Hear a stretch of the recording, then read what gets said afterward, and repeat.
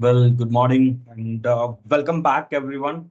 And today's session, we are going to see about for yesterday, we already started with exception handling, and then we will continue with that, and we will cover the debugging, and then we will jump into the PDF automation.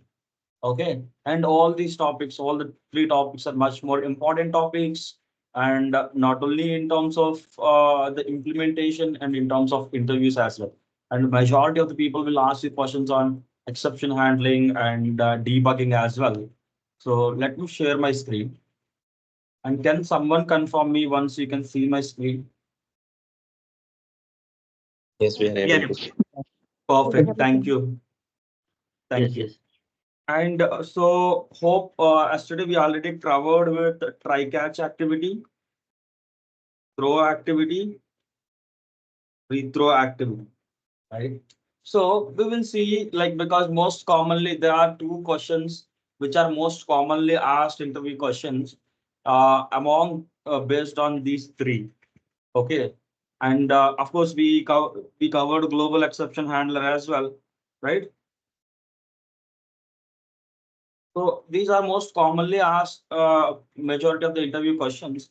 So the question is how many catch blocks you can have in a try catch, right? How many catch blocks we can have in a try catch. So it doesn't have any limit. Like we doesn't have that like we need to have 5, 10, or like that. It doesn't have any limit to have a catch blocks into a try catch activity. But we should have at least one catch block. We should have at least one catch block. Okay. And most commonly, the catch blocks most commonly we will be having is business rule exception and system exception. Why we are having most commonly these two? Business rule exception is something that we are intentionally throwing with the help of throw activity. Okay. And system exception, whatever the exception, other than the catch block, business rule exception, will fall under the system exception. And let us suppose, uh, what are the other exceptions also we can have? What are the other exception types?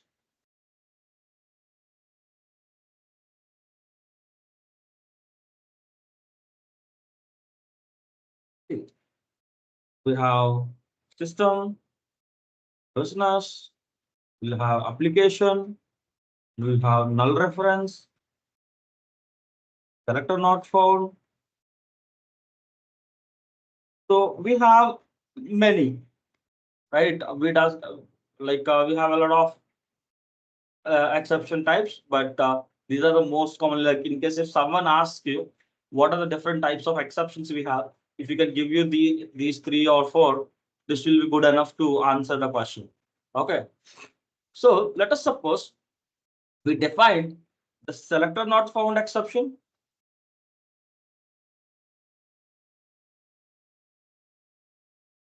system exception, and business rule exception, and null reference and IO exception. Let us suppose you defined all these catch points. Generally, when we defined only the business rule exception and system exception, other than the business rule exception, everything is coming into system exception. But let us suppose if I define the exceptions in the same order and I got a null reference exception, we might be thinking that like based on the order it will come and it may fall under the system exception. No, it is not. It will go for the closest match. When it comes to the null reference exception, it will go to the null reference exception block only. So based on the exception type, the execution will happen into that particular catch block. So it is not dependent on uh, order whatever we define, and whatever the exception type which is coming very close to the defined catch block, the execution will happen in the catch block. And the order of execution in try catch, there will be a question on order of execution in try catch. So it's not like order of execution. There will be a question on this, like when the catch block will execute, when the finally block will be executed, right? If any exception occurred, so what I can say, any exception occurred in catch block,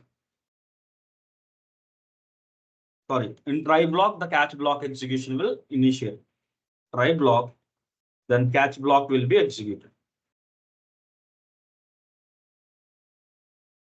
Irrespective, any exception occurred in the try or not, finally block will be executed. Irrespective, any exception occurred in the try block, finally block will execute. If any exception occurred in the catch block, in that case, the finally block will not be executed. Any exception occurred in catch block, finally block will not execute.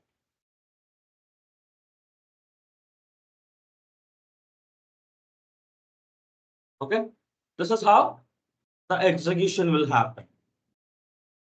Okay, and the other question, difference between throw and rethrow.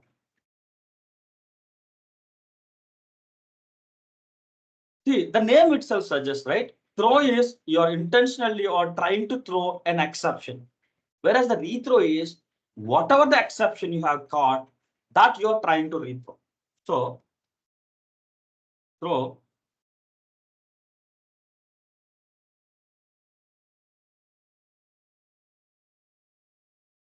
if we want to throw an exception with a custom exception type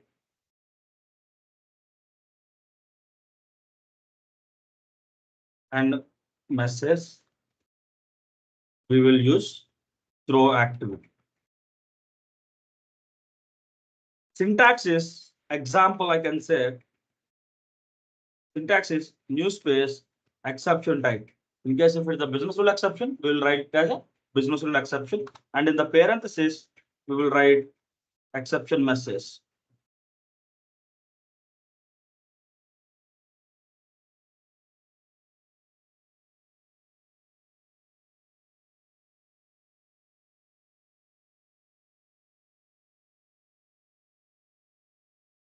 Okay, so this is how it will look like.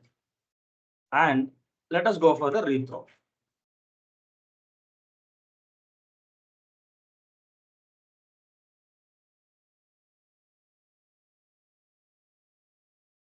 To throw any catched exception, we will use rethrow, and this doesn't have any input, and we cannot customize or like whatever the type of exception, whatever the message we have, the same type and same exception message will be rethrown.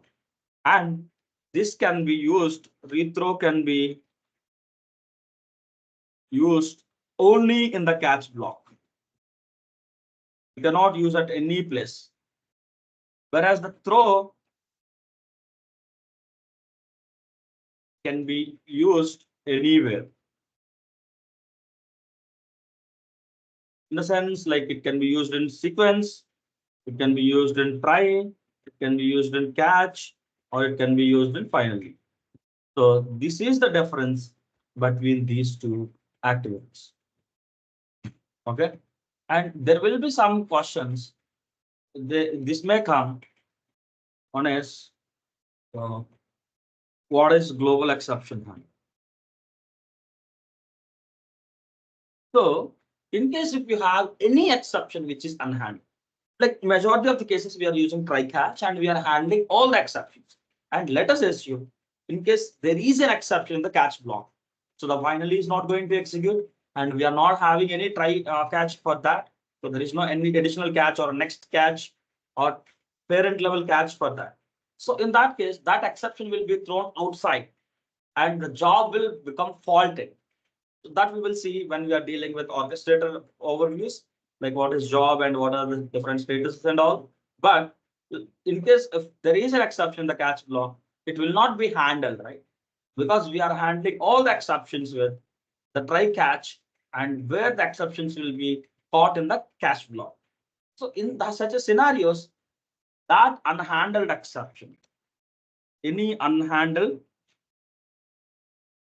exception will be caught by global exception handler, and we can use only one global exception handler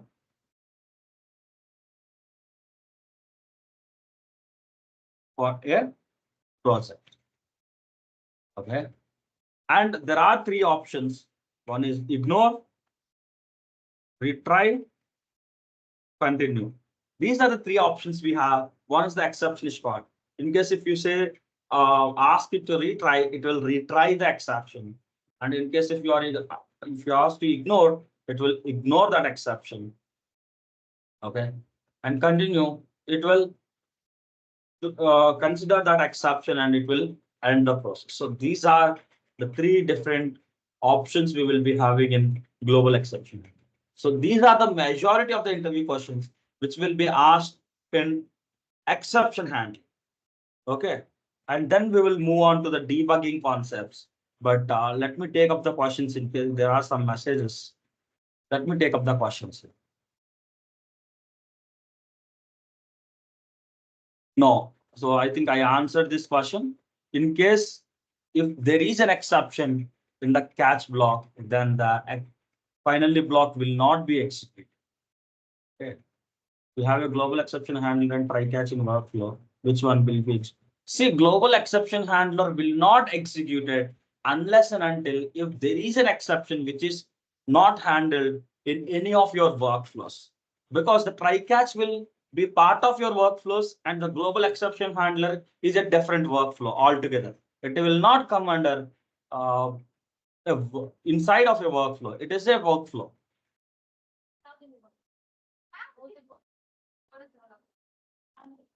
We will see, like most probably when we are working with further, we will see like the scenario I'll explain.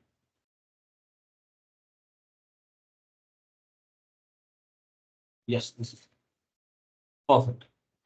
And I think we have Saikan. Saikan, you are there, right? Yes, yes. Yes, Patrudu. Okay, I'm just trying to on. Patrudu, can you hear me? Yes, yes, I can hear. I can hear you. Perfect. Okay. So there is another question. If we are throwing any exception from an outflow, will it handle well? Yes, of course. In case if you are throwing an exception and it is not handled in try catch, it will be for sure. Okay. So let us come to debug.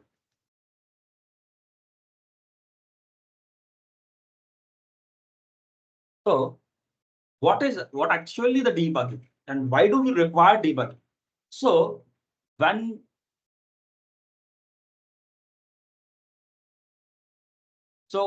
we are working with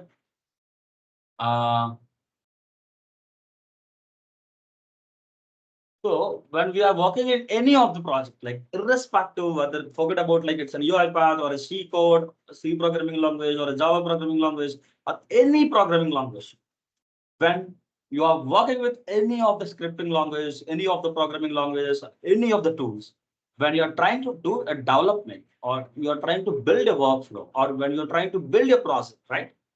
And let us suppose there are some errors in between, which we call it as bugs in the workflows or code, right? So to identify that, the methodology we follow is a debugging. So to identify the bugs or errors or we can say missed function. We use the methodology of debugging, which is nothing but debugging is nothing but step-by-step execution.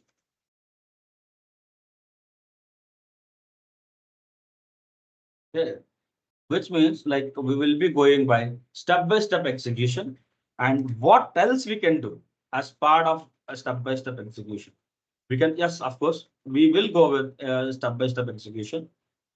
Agree. And what is the other advantage we have along with that? Right. Other advantage is we can check the values of variables or arguments, okay, during the execution to identify whether the values, whatever is getting out of it, and we are reusing those values, are as expected or not, right? In case if it is not expected, we will identify. If it is not as expected, we will mark the bug and we will reassign a new expected value to continue the execution. So even we can check whether we have a value or not, and based on that, we can add a new value in case if we want to check a workflow. So we can assign that value and we can continue with our execution so that we can see whether the next workflow or a next program or next steps are getting executed as expected or not. And we can evaluate expressions to know the result while we are running step-by-step execution itself. Okay. And what are the other options? So these are the purposes of debugging, and what are the options we have for debugging, right? One is breakpoint. Okay, we have a breakpoint, and we have step into, step over, pause, resume, continue. So let me take this pause, resume after the break. Yeah. And we have one more, which is step out. Okay. So here, breakpoint is, let us suppose you are keeping a breakpoint at particular activity. So the execution will continue till that activity, and the execution will be paused at that particular activity where we are keeping. Can you please go on mute? Someone is talking.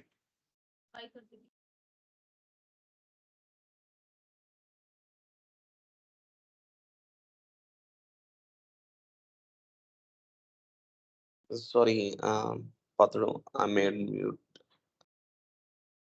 You're on mute, sorry. Okay, sorry. Yeah.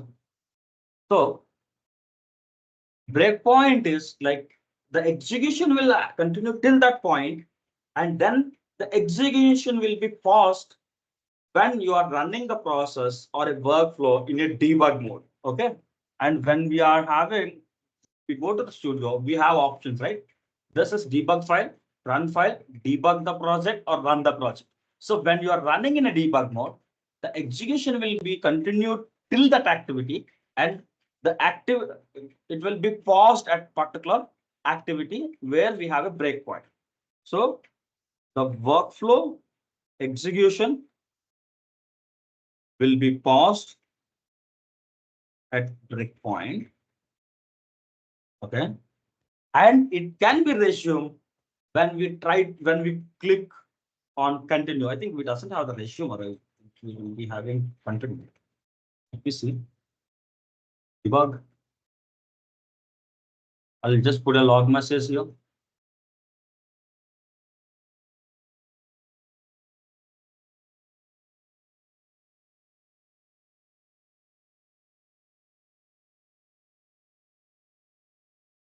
Put a breakpoint and debug the file. We have continue, not the ratio. We have a restart.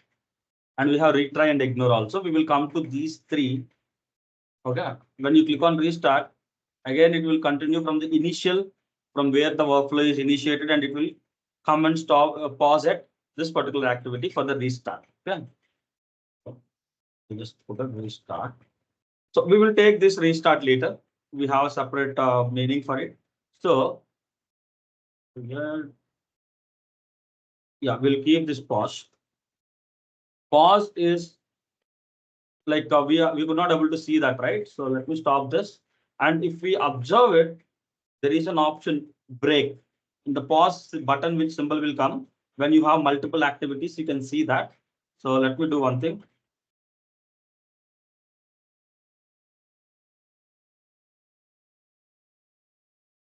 Yeah.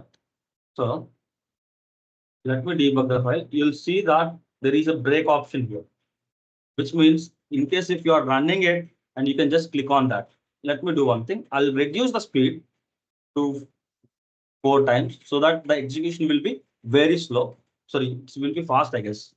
When I say 4x. How can I reduce the speed? Here, right? If you see, right, there is a break option, which it is showcasing. So I can click on that and immediately at particular that activity, it will be paused. So the break action is to manually pause the execution at some activity, wherever you want to pause it. Okay. And continue is, it will continue its execution till the next breakpoint or end of execution. Either it will continue till the end of the execution or it will execute till the next breakpoint when you click on the continue. So let us come back here. If I click on continue, it will hold on this activity because there is a breakpoint. See, the highlighter is coming. You can see the highlighter, right? I'll click on continue. It stopped here. And if it doesn't have any breakpoint, the execution will be completed. Click on continue. It's done. Okay. And now we will see step into, step over, and step out. Okay. Let me do one thing. I'll not keep these many log messages. I'll not keep this as well. Yeah. Main start. Main end. Okay. I'll come here. I'll create a new workflow. Invoked. I want to invoke this. Log message. Info. Invoke start. Invoke end. Okay. And I am invoking this invoke workflow here. And I am putting the breakpoint. What I will do is I'll debug this file. So it came till here. Okay. Now I have step into, step over, and step out. Let me click on the step into. If I click on step into, it is getting inside to that and it is getting paused. Again, if I click on step into, it is coming to the log message and it is getting paused. If again I click on the step into, it is coming to the next activity and it is getting. So we can go to the activity by activity by clicking on the step into. Okay. And now again, it is coming out of this workflow. And now it will go to the next log message. This is how step into will work. Like we can go activity by activity. So execution is completed now. And let me debug the file again. I'll click on the step over and it is directly jumping here, but it is executing this workflow. Like it is completely executing the workflow, but it is not getting into that workflow and step by step. It is just skipping that workflow for a step by step execution. Though the execution, see, execution is happening, but it is skipping that particular workflow. Okay. Skipping the workflow for debugging, step by step execution, but it is getting executed. Now let me debug again. And now let me click on step over, which means this execution and even this execution is also completed because this parent sequence or upper level sequence for this particular activity is this. So it will directly come out of it. And the execution inside of that and next thing, whatever the activities you have next to this will be executed. These are the three options we have in a debug. Okay. So can we write in this way? Executes each and every activity step by step and pause for each activity. And this will go inside of the invoked workflow. Right? And the step over is skip the step-by-step execution and perform normal execution for an invoked workflow. Okay.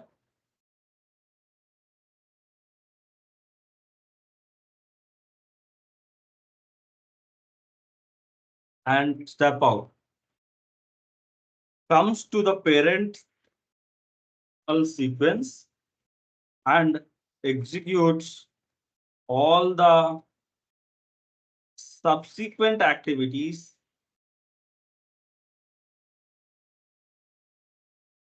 in the given sequence. So these are the different options we have in a workflow. Okay. So we have retry, ignore, and restart, right?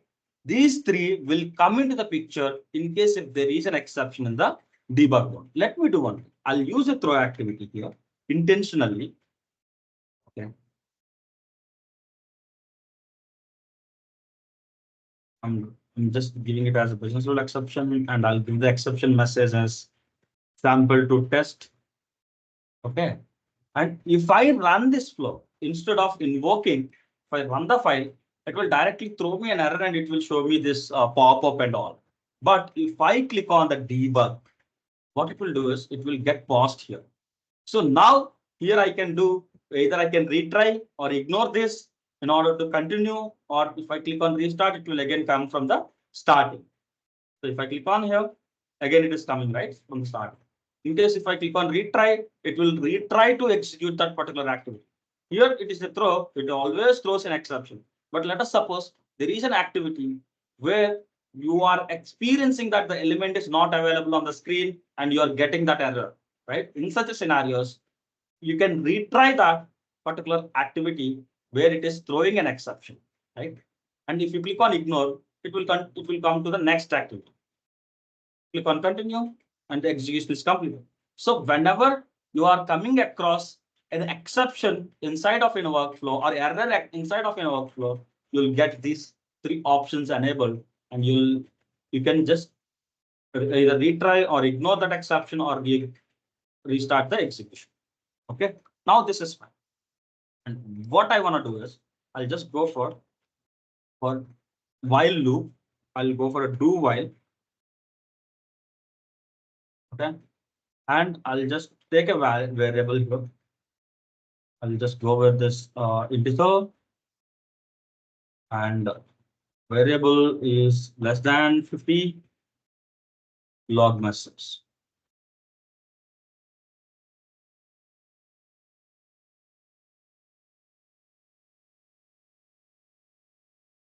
under 50.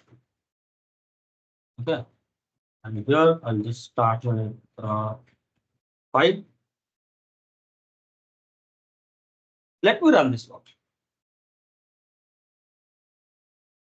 Partner, if you can just zoom at the studio designer panel. Okay. Thank you.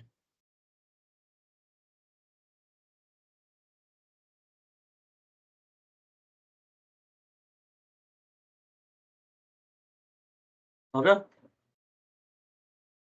Yeah, it's better. Thank you. So if you see the output panel, right, it is keep on writing. It went for almost 2000, right? It is beyond that. And I'm not sure why it is going, because my number needs to go to 50, but I'm not getting it. Like once it reaches the 50, it should not break the loop and it is getting into the infinite loop. So what I can do, I'll just keep a debug breakpoint here. I'll click on debug the file. Whatever happened.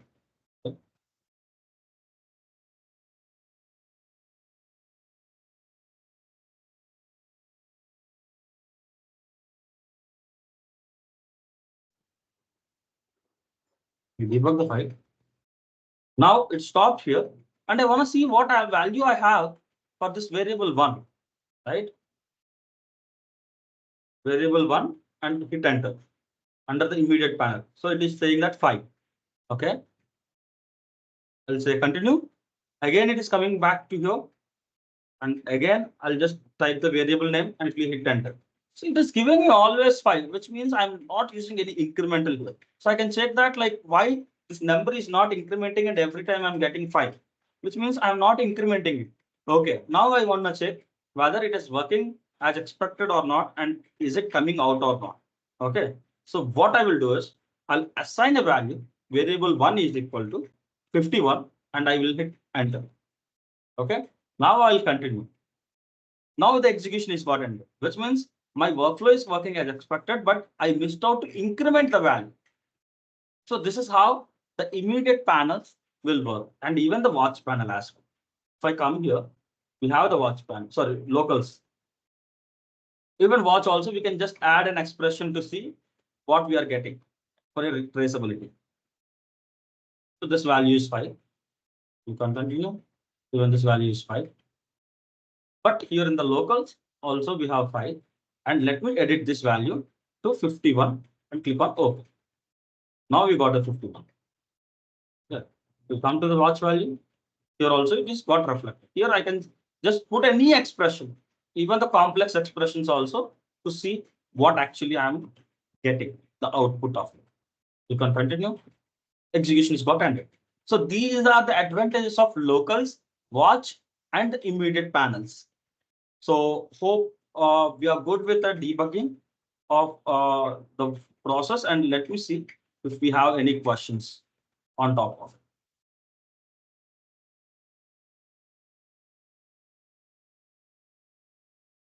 Can we use operators in immediate panel?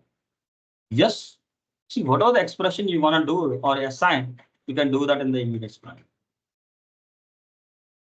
Yes, you can do that operations in the variables also. Like whatever the expressions supported by the UiPath, you can give that expression here, which can generate an output. If it is not generating an output, it will not work.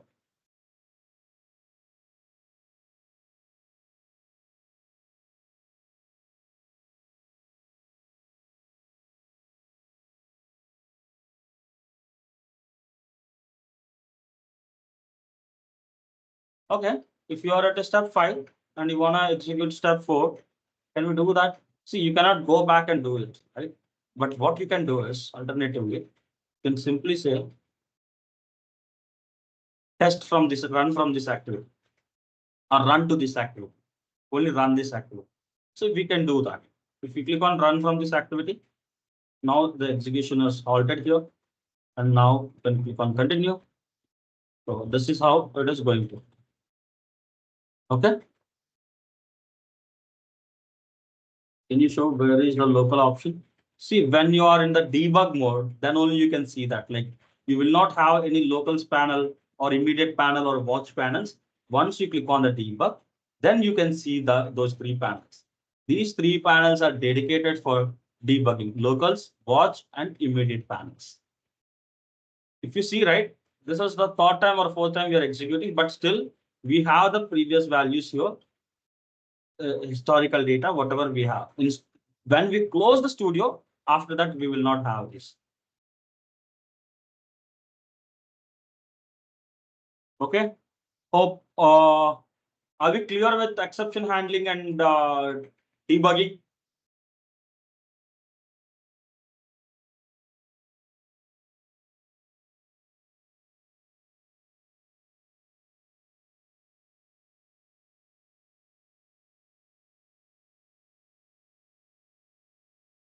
Any more queries, guys?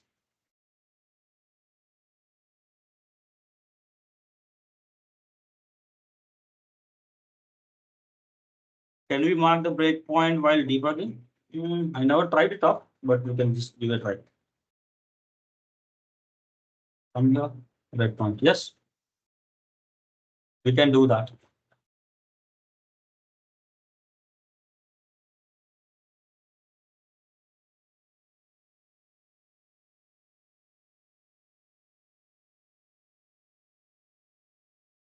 No time for the global exception handler. See, to be very honest, right? I never use global exception handler. So whatever the theoretical I have, right? I just explained it. Okay. Yeah, we will be having short. I'll come to the global exception handler. Okay, that's fine.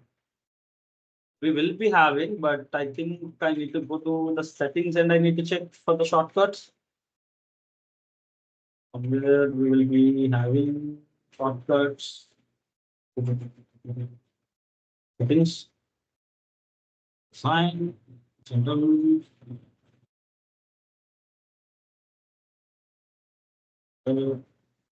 Somewhere we will be having some F5 is for the run and the F12 or something is for debug, but I'm not pretty sure.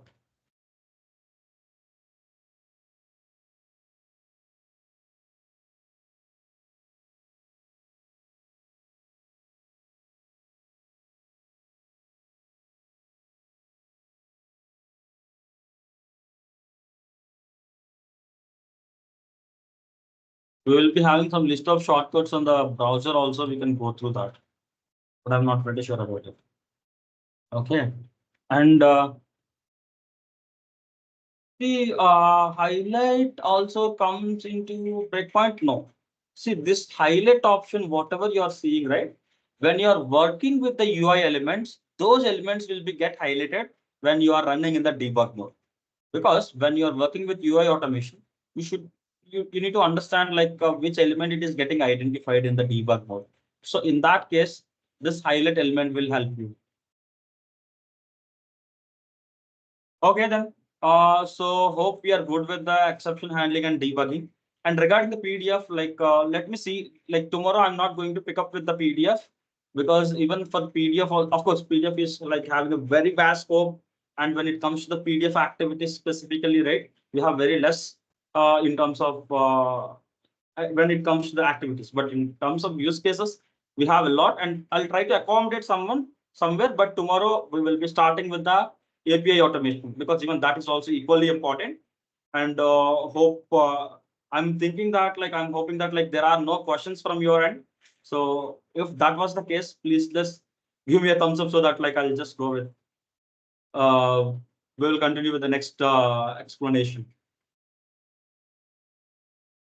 So yesterday I have done one project. That project, I'm some little means doubts. So can give me allow for share the screen. See, guys, of course, like I can try to give you the suggestions also, but what I strongly recommend to everyone, like in case if you are coming across any complexities, either in terms of learning or in terms of your projects, right? Check on the forum, and if it is not found, write a question on that, and you have a more you'll get a more support from across the community, right? Like, see, even we have a private channel among our people also. We will not entertain the questions to be posted there. Even from there also, we have a strict thumb rule that first we need to check in the forum. And if that is not available, we will write the question and we will share that link in the group. So in case if you have a question, I strongly recommend to go and search in the forum, because all the time hand holding will not work. Right? So I strongly recommend that, but in case if you could not able to find, and if you write that question in the forum and you are not getting any response, then you can come to me. I'll happy to help.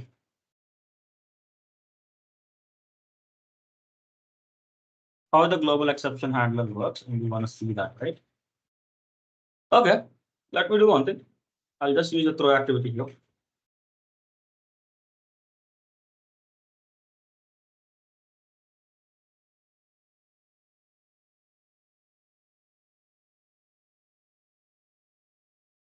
Even you will also do the same thing. You might have tried instead of asking. Yeah. Okay. So here, if the retry count is less than 3, it will retry or else it aborts. Okay.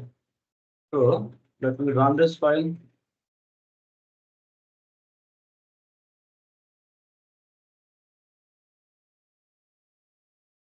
And started. It is from an exception. What is this? Project. We go here. Depend.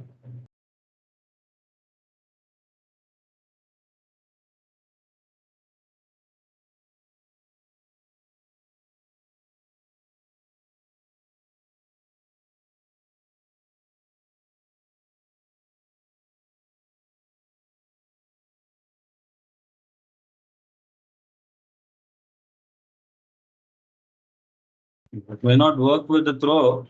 I'm not pretty sure, but we will see. Like in case if you are facing any exceptions when we are building a new workflows tomorrow, right? We will see that.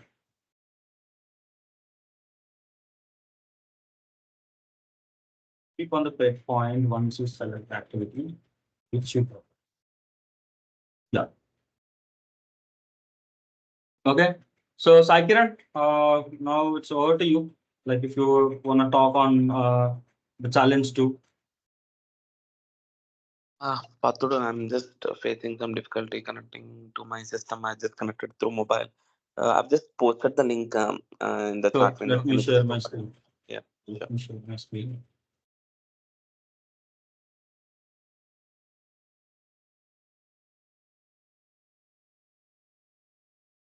Yes. Where to submit the channel? Yeah, that is on the forum. So we are here with the challenge two. Yes. So the challenge two is basically the task. It's not the quiz. So here is the task where you just need to do this particular challenge in 3 ways. One way is to use as an activity. Second is through variable input, and third is through the input dialog box. Right. Uh, so the task is to just simply multiply numbers and just have a display of it. If you can just scroll up. So here's a challenge where find the multiplication of three numbers using three different methods. So that basically the challenge. So We where should you not just use any activity other than these things. yes, exactly.